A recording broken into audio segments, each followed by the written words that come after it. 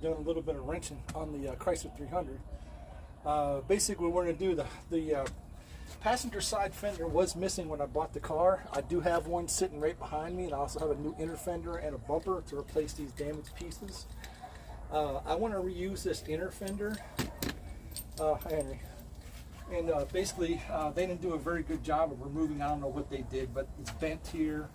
Looks like somebody was trying to remove some parts and they didn't know what they were doing. So here's my water pump pulley. I had it into vinegar. Right here's my vinegar pot that I have for soaking some parts. So, and that's why I have it up underneath the car, because if y'all know, that stinks. So if you want to do rust removal, I just basically got some of this distilled vinegar, 9% acidity. So you just have to leave it in there overnight or a couple of days when the rust is gone, and wash it off. Make sure you kind of dilute the acid, and then you're ready to go. But I keep this underneath there because it does stink.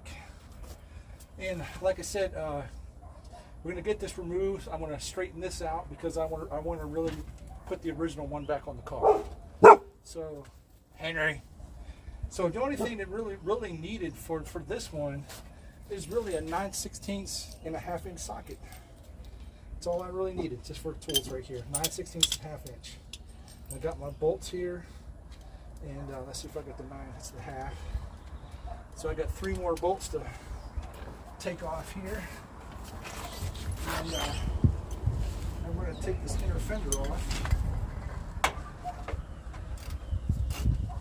I got them loosened a little bit and squirted some WD-40 behind there to kind of lube it up, because you don't really want to break them off. You don't break the bolts off. As you can see, they're coming off pretty easy now. So you got to figure these bolts have probably been on here since 1963. They haven't been moved, they haven't been touched, so it's quite a long time. Okay, this one's just a little stiff, but and these go directly into the frame of the car, so you really don't want to break one off, because if you break it off, then you're going to have to drill and tap it out, because there's no way to go and attach your inner fender. And I got one more over here.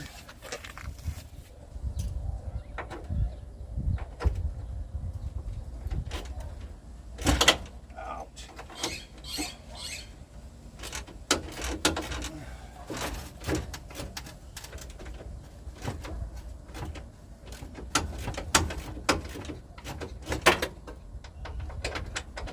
This one's giving up a little bit of a fight.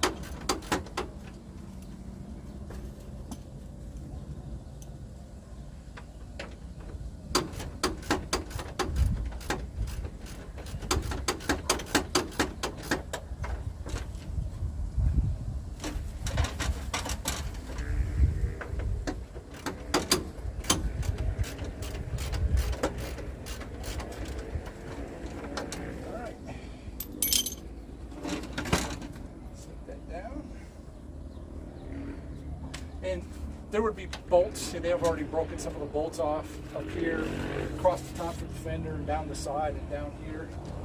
So that we don't really have to deal with them right now, but there's your inner fender removal. So now, look at that. This is the wondrous thing about this car. This whole front clip, everything comes off. You can take this whole thing off, but I'm not going to do that because you have to, align it. And, that's another one. Looks like they torched them off. Right. Anyway, I don't know why they needed to do that. You saw how simple they were coming off. Why do you have to get the torch out?